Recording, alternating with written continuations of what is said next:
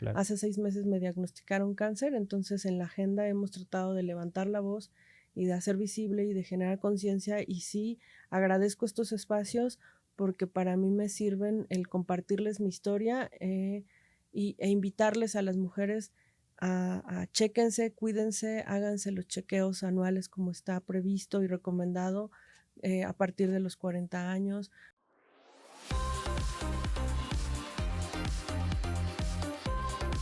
Detrás de cada persona hay una historia. Aquí te la contamos. Esto es Voces de la Nación, el podcast, cuarta temporada. ¡Comenzamos! ¿Qué tal, amigos? Bienvenidos a otro episodio de este podcast Voces de la Nación, de la revista La Nación. Yo soy Jerry y espero que se encuentren muy bien. El día de hoy tenemos a una invitada muy especial. Ella es Liz Salgado. Ella es diputada local de la Ciudad de México. ¿Cómo se encuentra, diputada? Hola Jerry, muy bien. Aquí con el gusto de haber recibido la invitación para poder platicar un rato con ustedes. Al contrario, el gusto es nuestro. Gracias por su tiempo y por venir hasta acá, hasta el set de La Nación. Diputada, como en todos los podcasts, nos gustaría que nos cuente un poquito de sus gustos, cuáles son sus hobbies, qué le gusta hacer en sus tiempos libres, estar con su familia y demás. ¿Nos puede contar un poquito más de usted? Claro que sí, Jerry, con todo gusto. Pues mira, primero reiterar, soy Liz Salgado, actualmente diputada local de la Ciudad de México por el Distrito 18, que es Álvaro Obregón, Benito Juárez. En Álvaro Obregón ya llevo yo poquito más de 20 años de trayectoria en la administración pública. Nací en Toluca, pero desde hace más de la mitad de mi vida, es paisana. sí, Soy del estado de... resido aquí en la Ciudad de México. Me vine a estudiar a la Ciudad Universitaria, Ciencia Política y Administración Pública, orgullosamente egresada de la UNAM, hecha en CEU. Ahí... Le voy a los Pumas, por cierto. Yo también, muy bien, muy buena vamos elección. Bien, le vamos bien, aunque ganen, le vamos. Sí. Sí, qué cosa. Yo espero que tengan una mejor temporada. Así es. Pero Pumas de corazón. Vamos bien ahorita. Sí. Yo, como te comentaba, pues me vine a estudiar acá a la Facultad de Ciencias Políticas, egresé, me titulé con mención honorífica, afortunadamente. Desde que estaba yo en la carrera tenía esta inquietud por los gobiernos locales. Mi tesis fue en municipios, en las autoridades auxiliares municipales, ¿no? Les dan una medalla, ¿no? En la UNAM cuando... Sí.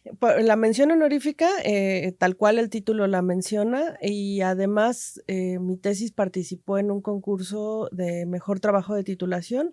Y ahí en esta también ganamos el primer lugar y obtuve una medalla por haber sido el mejor trabajo de titulación de ese año específicamente. Cuando se viene en la UNAM, se viene me imagino, a rentar acá, porque el camino es pues muy largo, ¿no? Para venir todos los días. Sí. Aunque estaba relativamente cerca, aunque está relativamente cerca a Toluca, pues sí era un poco complejo. Sí. En algunas ocasiones una familia me apoyó, me recibió en su casa, el silloncito, claro. Nada más llegar, pernoctar y al otro día a la escuela. Ya después tuve oportunidad de empezar a rentar.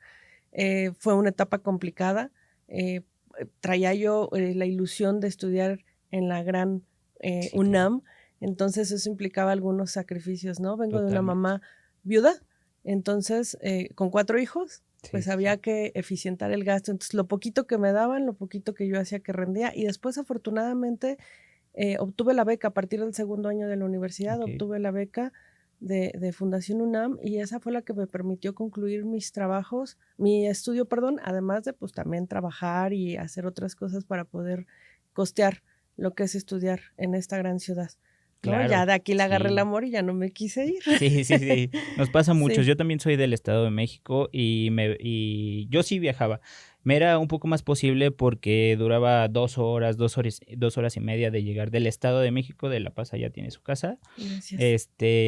Hasta la Boca 10, que es donde primero estudié la prepa, y después en el casco de Santo Tomás, ahí por Politécnico. metro. Ajá, así es. Muy yo bien. Soy politécnico, totalmente. Pero sí, o sea, la realidad que vivimos es un poco difícil porque, pues, bueno, a mí me tocó el tema del transporte, que es bastante, ¿no? Te pasas a veces más tiempo ahí que en otros lugares, que en la misma escuela y en tu casa. Entonces, y me imagino que para usted estar lejos de su familia, pues también fue difícil, ¿no? A esa edad. Sí, sin duda. A ver, hoy en día seguimos teniendo muchos temas de inseguridad para nosotras las mujeres, pero a los 18 años venir de provincia, que aunque esté cerquita Toluca, provincia implica una connotación bien distinta de cómo piensas, de no traes maldad, no traes, es hasta saberte cuidar y saber observar y saber moverte en la ciudad, ¿no? Entonces lo tienes que aprender. Sí fue toda una combinación, fue como por etapas. También estuve un tiempo viviendo en casa de una tía en Coacalco y era venirme literal, salir 5 de la mañana para entrar a las 7 a la primera clase. Y sí era un reto, ¿no? Entre llega Indios Verdes y la línea luego del metro y aprovecha para seguir estudiando y aprovecha también para terminar de dormirte un ratito. Y empezó mucho los asaltos en este trayecto de Coacalco hacia Indios Verdes. Después lo que hice fue acomodar un poco, cuando empecé ya como a esa parte de extrañar más, digo, siempre lo hice, pero hubo una etapa en particular, extrañaba mucho a mi familia, entonces acomodé mis clases de tal forma que venía el lunes, me quedaba acá en la ciudad, despertaba yo el martes a la escuela aquí en la ciudad, pero me iba en la tarde hacia Toluca, trabajaba los miércoles, es decir, los miércoles yo no tenía clases y el jueves otra vez misma dinámica, ¿no? Entonces pues era como un poco combinar esa parte. Los domingos en las tardes eran como un poco melancólicos de decir, ay, mañana otra vez y voy a dejar a la familia y mi mamá, mis hermanos, sí era complicado. Sí, me imagino. Y bueno, después de esto, ¿qué siguió para ti? Pues mira, la verdad es que lo público siempre es algo que me atrajo desde que tengo uso de razón, sobre todo más el tema de lo justo, ¿sabes? Entonces yo decía, bueno, pues siendo ese perfil, empecé a ver como opciones de carreras y creo que desde muy chica supe hacia dónde quería yo enfocarme. Decidí estudiar Ciencia Política y Administración Pública acá, como te platicaba, en la UNAM. Y fue complicado porque en este tipo de carreras, de pronto, si no eres hijo de, conocido de, amigo de, pues es difícil, ¿no? La mayoría de mis compañeros le sufrimos en su momento de inicio de ¿y ahora qué sigue, no? Y en dónde empezamos y en dónde arrancamos. Tuve la fortuna de hacer mi servicio social por la beca. Te acotan las opciones de dónde puedes hacer tu servicio social. Entonces lo hice en el Movimiento Nacional Indígena. Y ese fue mi primer vínculo con Acción Nacional. Justo aquí en el CEN me acuerdo que veníamos a algunas reuniones. Movimiento Nacional Indígena era una agrupación política nacional y una asociación civil. Y ahí empecé a hacer como mis pequeños ya ensayos de la vida profesional. Me tocó ir a la Sierra Songolica en Veracruz, trabajar con grupos, por ejemplo, en Querétaro, productores. Ayudábamos, acompañábamos en la parte técnica de proyectos productivos de mujeres indígenas y mujeres campesinas. Me acuerdo que me tocó encabezar un proyecto en Querétaro, en la Sierra Gorda de Querétaro, en Peñamiller, en donde logramos en esa ocasión ganar un primer lugar de ese concurso, donde les daba fondos para seguir costeando su proyecto productivo. Y la verdad es que era muy gratificante. Y esta asociación civil en su momento caminaba junto con todas las políticas sociales que se impulsaban desde los gobiernos panistas, ¿no? Entonces ese fue como mi primer acercamiento al partido. Ya después, pues evidentemente sales y entonces ahora que sigue y busca trabajo y toca puertas. Bueno, ni en la iniciativa privada conseguía trabajo, ¿no? Sí, me imagino. Al final fui al primer congreso universitario en el Senado y ahí empecé como a relacionarme. Y terminé trabajando, capacitando en una campaña política que me lleva a Álvaro Obregón en el 2006, finalmente. Y ahí agarro a Álvaro Obregón y no lo suelto. Ahí conocí a mi esposo, con quien actualmente estoy felizmente casada, el papá de mi hija. Y ahí tengo a mi niña.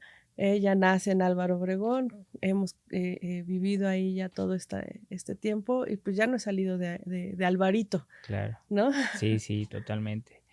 Y después, ¿qué siguió para ti? ¿Cómo llegaste hasta este punto de tu vida? Pues entro ahí en Álvaro Obregón y entro desde el escalafón más bajo. Me acuerdo que mi primer sueldo, apenas acabo de encontrar mi recibo, mi primer sueldo era de 2,850 mensuales. ¿Cómo crees? Entonces, y seguía yo rentando, pues finalmente no era de acá, venía yo nos fuimos, ahí ya estaba con un roomie, un amigo del alma, Jesús Rivero, con el que más o menos ahí íbamos luchando por todas las adversidades que se nos daban de recién egresados, ¿no?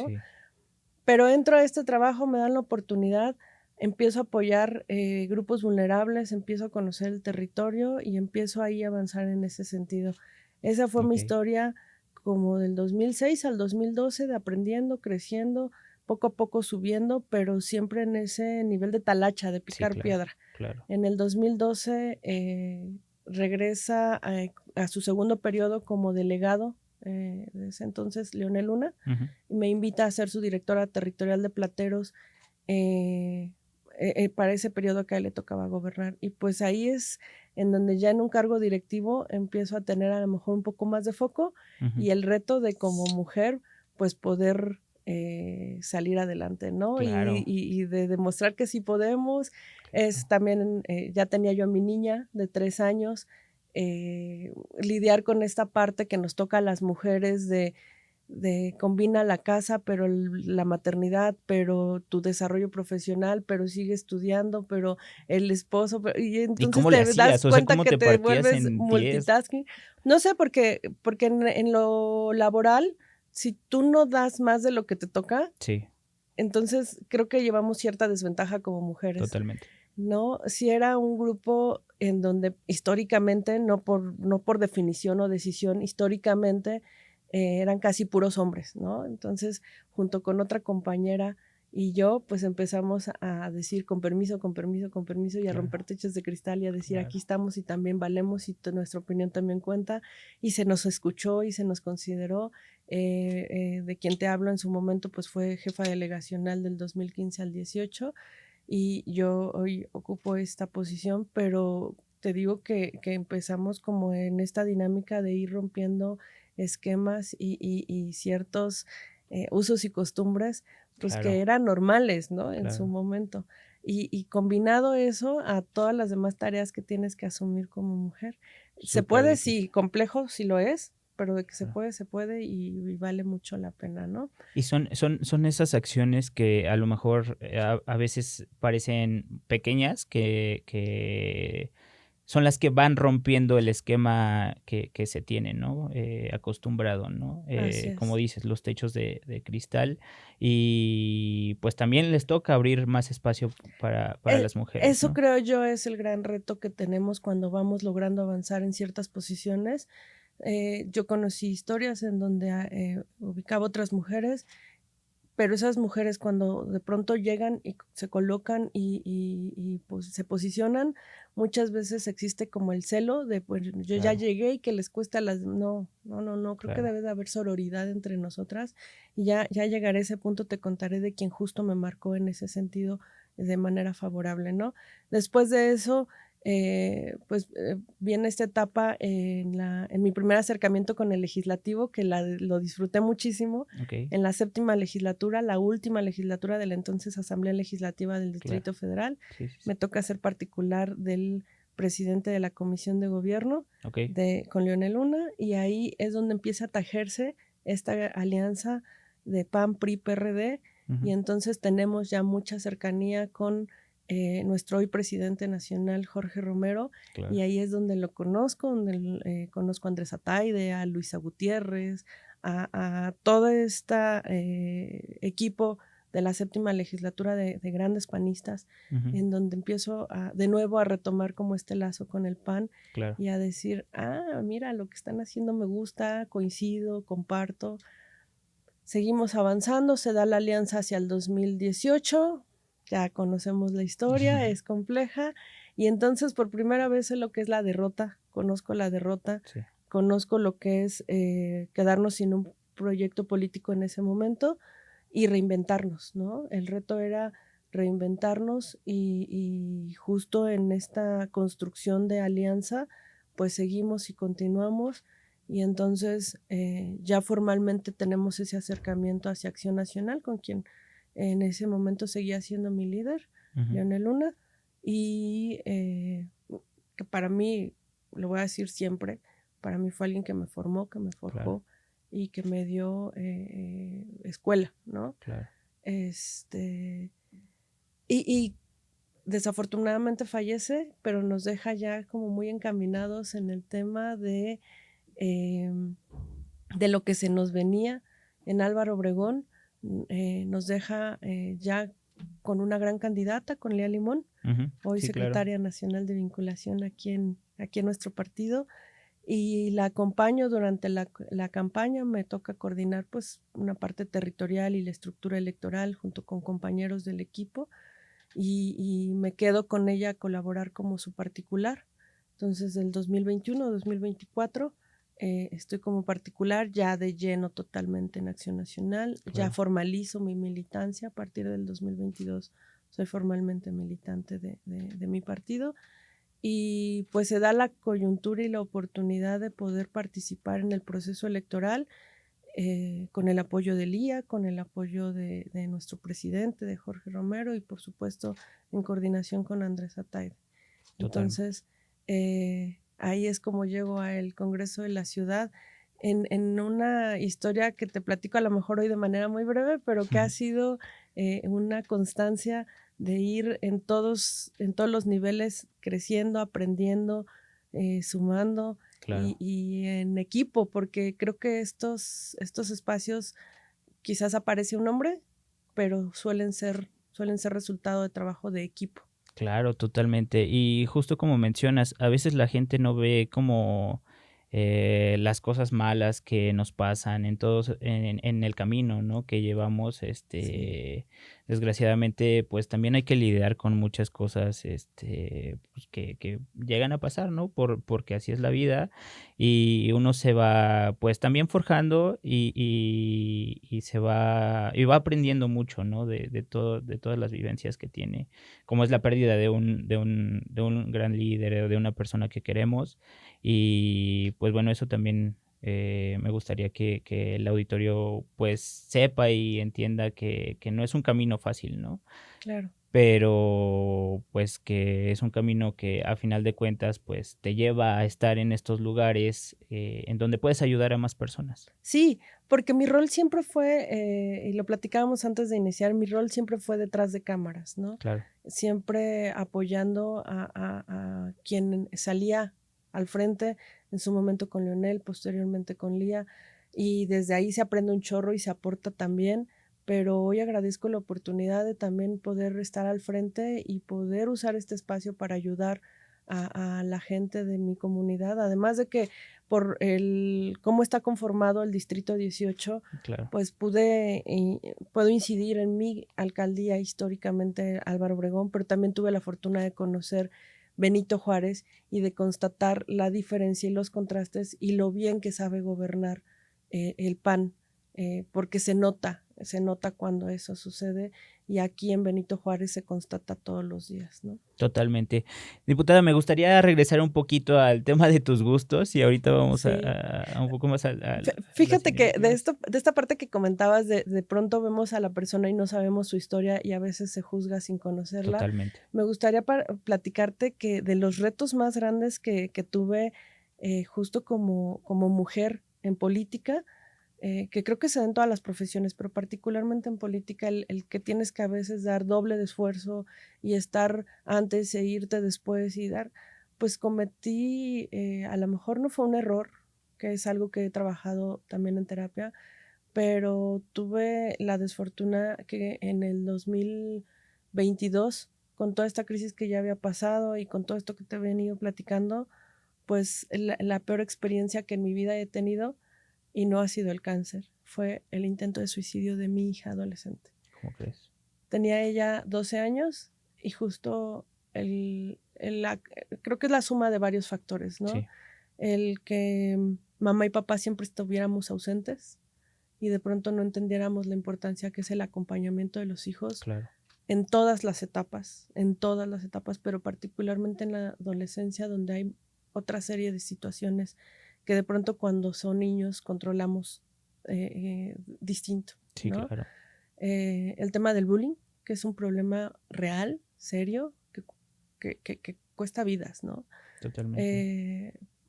Y el tema de las redes sociales. Yo creo que un poco lo que te platicaba, la ausencia de papás, la pandemia, las redes sociales, el bullying, pues todo esto determinaron esta parte que fue, insisto, la parte más difícil de mi vida, pero que afortunadamente pudimos avanzar y seguir adelante, mi niña está con nosotros, con terapia psicológica, psiquiátrica y con todas las herramientas que mucha gente que nos quiere nos hizo llegar. Claro. Hoy mi niña está súper estable.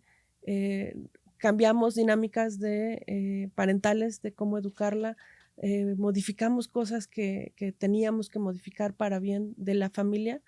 Aprendimos a darle tiempo de calidad y a tener una interacción con ella muy distinta. Obviamente, ya hoy a sus 15 años, sí, claro que razona distinto y ayer le pedí autorización para poder compartir esto en un afán de generar conciencia, pero también de compartirles un poco lo difícil que de pronto suele ser el tener que dar más de lo que está y a veces eso está como infravalorado, ¿sabes?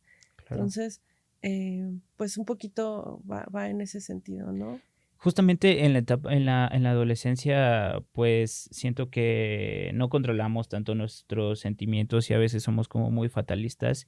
Y justamente está, no sé si ya viste la serie esta de Netflix que justamente se llama Adolescencia. Digo, eso terminó muy diferente, pero creo que el punto va por ahí, el tema del bullying, el tema de las redes sociales y cómo influye esto en los adolescentes y en los niños y cómo les afecta. Y la importancia de como papás acompañemos esta etapa que siempre todo momento ha sido compleja, pero que hoy por los riesgos que existen, pues nos obliga a estar más ahí con ellos y para ellos, ¿no? Claro, y más en una profesión que demanda muchísimo, ¿no? Como es la política, ¿no? Entonces, pues uno como persona, como madre, pues tiene que medir y balancear los tiempos y tanto del trabajo como de lo que le gusta hacer, como de su familia y todo esto, ¿no? Sí, sí, sí. Y fíjate que de ahí le nació a ella la pasión por el deporte. Okay. Un amigo, ¿Qué le gusta hacer? Un amigo mío la invitó a practicar el deporte que a él le apasiona, que es el triatlón. Okay. Ella es triatleta.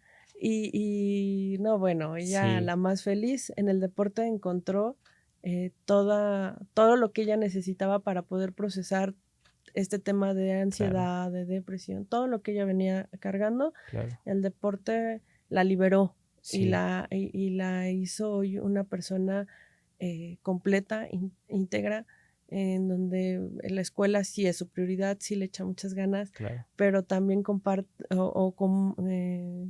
lo va compartiendo sus tiempos con este tema del deporte, ¿no? Totalmente, y se necesita mucha energía y te demanda como... Energía, disciplina, compromiso, pero pasión. focalizas muchas cosas, sí, ¿no? Sí, dice que ella su mejor terapia, la terapia psicológica ya la concluyó, pero seguimos en la parte psiquiátrica, vamos avanzando y vamos bien, pero su mejor terapia de ella es cuando va a natación. Entonces, de martes a viernes que va a natación, dice, me meto al agua, mamá, y ahí se le olvida todo lo que tengo que procesar, lo proceso y lo trabajo en mi mente.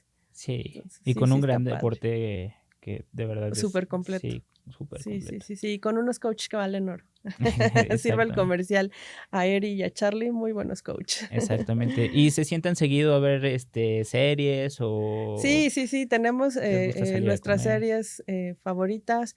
Ahorita, durante toda la niñez le metí mucho a la lectura, después como que la saturé, me la dejó y ahorita ya está retomándolo y ahora es ella la que me dice, toma mamá, lee este libro. Órale. Entonces sí, lo mismo libros que series, que este fin de semana pasó ella a la etapa macro-regional. Ya pasó la regional, ahora va la macro, justamente de triatlón y acuatlón, ella participa. Entonces nos vamos las dos juntas a Veracruz a su competencia. Entonces ya tenemos y buscamos espacios para estar juntas. También ella trabajó con su papá porque insisto, hay estigmas y hay cosas con las que uno viene cargando y que cuando educa a un hijo afloran. Entonces, lo que es negativo, si se trabaja, termina convirtiéndose en algo positivo, ¿no? Totalmente. También su papá cambió temas ahí de crianza que les ha favorecido y es la princesa de papá y bueno, se aman y se adoran. Totalmente. Pues ahí nos avisas cuando compita para echarle porras. Sí, claro que sí. Diputada, ¿nos quieres contar un poco de tu agenda legislativa? ¿Qué traes ahí Claro en que tu sí. trabajo? Pues mira, justo retomando esta parte entre lo personal y la agenda de trabajo, pues como es evidente y como he compartido en mis redes, Claro. hace 6 meses me diagnosticaron cáncer, entonces en la agenda hemos tratado de levantar la voz y de hacer visible y de generar conciencia, y sí, agradezco estos espacios porque para mí me sirven el compartirles mi historia e invitarles a las mujeres a chéquense, cuídense, háganse los chequeos anuales como está previsto y recomendado a partir de los 40 años, pero desde mucho antes hoy he descubierto en esto que hay chavas muy chicas pues que vienen ya padeciendo esta enfermedad. Hay anualmente casi 200,000 personas en nuestro país que padecen algún tipo de cáncer y va aumentando el número de muertes. Sin embargo, esta es una enfermedad que con hábitos podemos prevenir. Claro. Con un chequeo, una detección a tiempo te salva la vida. Entonces, en ese sentido hemos levantado la voz desde la tribuna para poder seguir trabajando en este sentido. Y ya nuestro granito de arena en el módulo, por ejemplo, apenas tuvimos una jornada de 70 mastografías gratuitas. Okay. Los resultados en general creo que salieron bien y lograron ayudar a detectar un par ahí de casos que ya con eso sientes que vale la pena esto a lo que te dedicas, ¿no? Claro, y más en estos tiempos que no hay medicinas, que no hay tratamientos, eso que también es hay lo que que... alzar la voz por eso. Eso es algo, de verdad, ahorita traigo el caso de una mujer que conocí en FUCAM, que literal con los estudios, bueno, las cotizaciones de los estudios que se tenía que hacer en mano, y eso que FUCAM es súper económico comparado Claro. a un hospital privado, es una fundación. Uh-huh. Yo creo que es un gran aliado en esta lucha. Y esta chica temblando, te lo juro, con los estudios decía, no puedo pagar esto, me voy a morir. Sí. Es el colmo que el sector público no garantice la vida de las personas en lo más mínimo, como es una detección, un tratamiento, el medicamento, toda esta parte, ¿no? Sí es desesperante y sí es frustrante ver esta situación. Claro, lo entiendo muy bien. A lo mejor mucha gente no sabe de esto, pero nosotros en casa también lo padecimos. Mi mamá le detectaron antes de COVID pues cáncer de mama y la operaron en el ISEMIM, que es el seguro del Estado de México, y pues, o sea, gracias a Dios no tuvimos que hacer un gran gasto, pero lo sufrimos, ¿no? Y estuvimos ahí. Es muy fuerte cuando regresan de las terapias estas. Entonces, mi mamá aguantó solo una, ya no pudo aguantar más. Y después tomó un tratamiento pues alternativo, ¿no? Y gracias a Dios también pues no ha reaparecido el cáncer, pero pues hay personas que sí reaparece o que no pueden operarse o que no pueden o que no tienen dinero siquiera para los estudios. Entonces es una enfermedad muy difícil y pues sí hay que generar bastante conciencia y más en el gobierno, que debería de poder aportar para que las familias no puedan sufrir de esta enfermedad desastrosa, ¿no?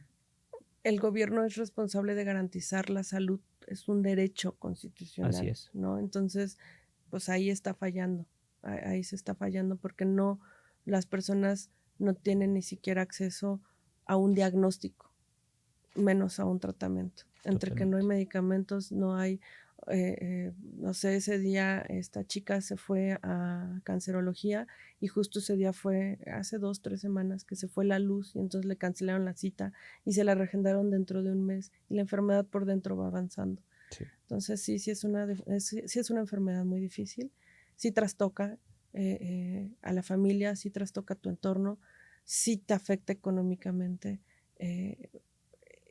Es difícil, ¿no? Pero se puede y yo la verdad reconozco y valoro mucho o sea, FUCAM, pero así como FUCAM hay otras organizaciones y hay muchos grupos de mujeres que se apoyan de manera sorora unas a otras. Claro. Entonces, eso está muy padre. Pero bueno, además de este tema de salud que hemos, yo lo que les digo es a mí me dieron una nueva causa de vida, claro. Sobre todo para esto a lo que nos dedicamos. Independientemente de este tema, pues venimos impulsando algunas otras cuestiones en la agenda legislativa. El periodo pasado propusimos la ley de atención, inclusión para las personas neurodiversas. Okay. Son todas estas personas que es TDAH, autismo, dislexia, y que más o menos se estima es el 10% de la población en esta ciudad. Claro. Entonces, ¿qué es lo que queremos? Que se les visibilice para que se les atienda y se les incluya en la sociedad. Actualmente la ciudad no cuenta con el marco jurídico para poderlos atender. Además de eso, pues temas muy específicos de la zona que representamos, como todas las afectaciones del tren interurbano, de la línea 12, de la remodelación de la línea 1 que ha afectado esta parte. Claro.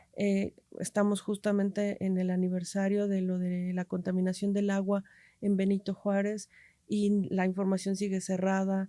No se ha dado la información, sobre todo las medidas que se tomaron para mitigar este tema. Ni siquiera sabemos qué pasó, pues, claro. y el pozo que dio origen a esta contaminación sigue tomado, claro, por la Guardia Nacional con operación continua de Pemex y no hay información al respecto. O sea, problemática muy específica de la zona que representamos.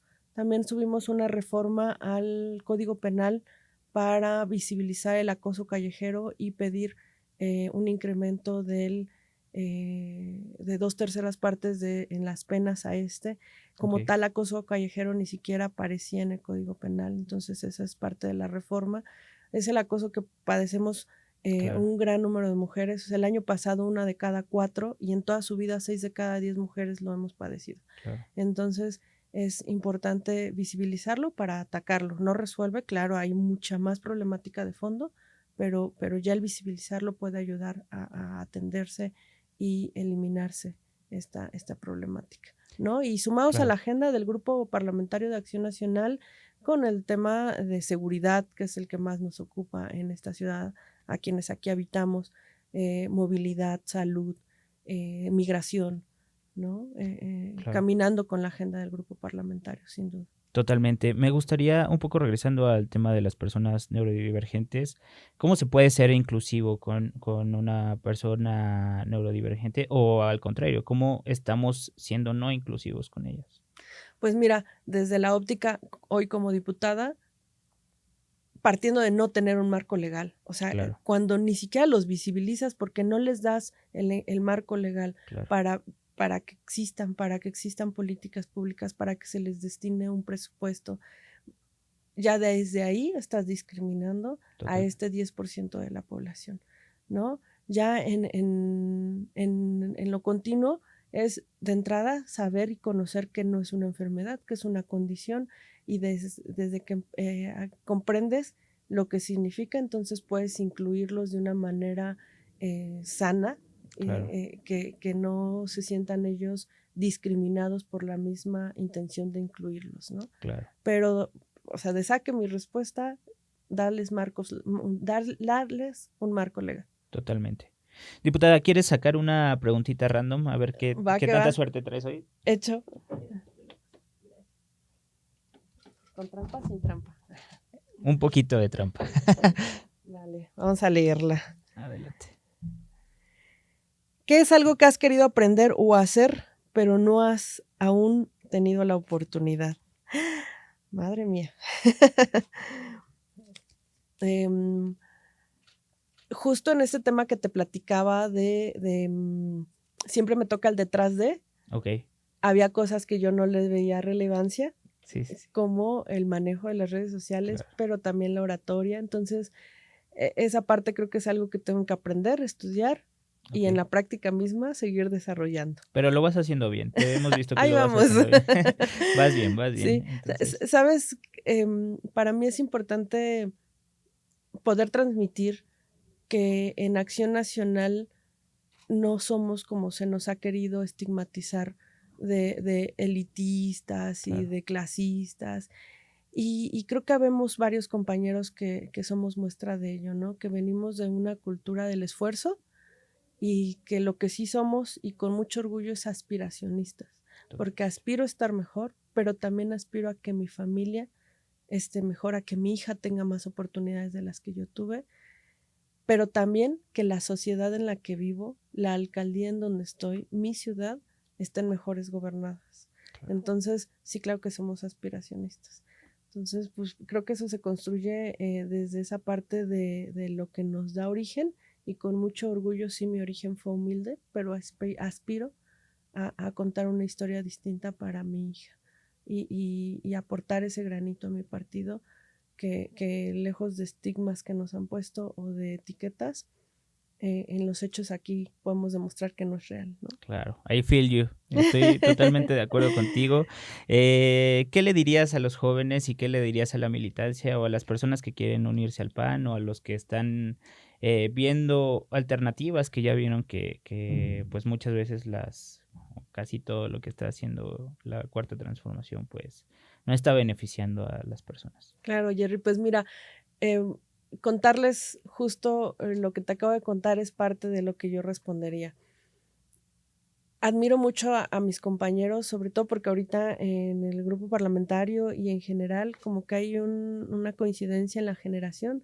Todos estamos como llegando al piso de los 40 o ahí andamos en esa parte. Y muchos jóvenes, vienen de Acción Juvenil. Claro. Y cuentan historias que la verdad es que a mí me encanta y me inspiran. Y está muy padre, pero no es la única forma de llegar a Acción Nacional. Claro. Es una forma muy bonita, yo espero que mi hija lo viva y lo haga, pero hay muchas otras formas, ¿no? Claro. Y otra es justo la que yo viví, es que mi integración a Acción Nacional es reciente, pero me integro amando a mi partido, orgullosa de ser Acción Nacional, de ser panista, y lo mismo les diría a las personas que hoy o son apartidistas o han visto en otros partidos opciones que les han decepcionado, como decías, o han preferido como mantenerse al margen, o de pronto les gusta pero se mantienen como de lejitos. Claro. Los invito a que se sumen, a que participan, a que conozcan los principios, lo que en el PAN buscamos, que aquí cuidamos la familia, el orden, el impulso al desarrollo individual y también colectivo. Acérquense a Acción Nacional. Acción Nacional es un partido que sabe construir y tiene los cimientos para una mejor sociedad. Diputada, muchas gracias por tu tiempo. Esperamos verte pronto por acá. No sé si gustes agregar algo, decirle algo a nuestra audiencia. Pues que nos sigan en las redes sociales, que nos apoyen en el Grupo Parlamentario de Acción Nacional. Es importante también, además de lo que nosotros vamos trabajando en calle y en nuestra misma trayectoria de temas, pues que también ustedes nos hagan llegar sus inquietudes y que nos propongan, porque pues las realidades son múltiples y desde la de ustedes puedan ustedes aportarnos para poder construir una mejor agenda legislativa en el grupo parlamentario de esta legislatura. Ya está, pues van a estar saliendo tus redes en pantalla, entonces por ahí te pueden seguir y te pueden contactar para cualquier duda que tengan, ¿no? Hecho, pues muchísimas gracias y yo quedo a sus órdenes en las redes sociales que ya les compartieron y en el módulo de atención ciudadana y en el Congreso. Muchas gracias, te esperamos pronto por acá, diputada. Claro que sí, Jerry, muchas gracias. Bueno, amigos, nos vemos y escuchamos en el siguiente episodio de este podcast Voces de la Nación, de la revista La Nación. Hasta la próxima.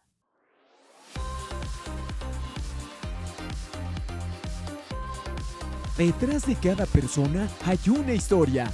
Aquí te la contamos. Esto es Voces de la Nación, el podcast, 4ª temporada.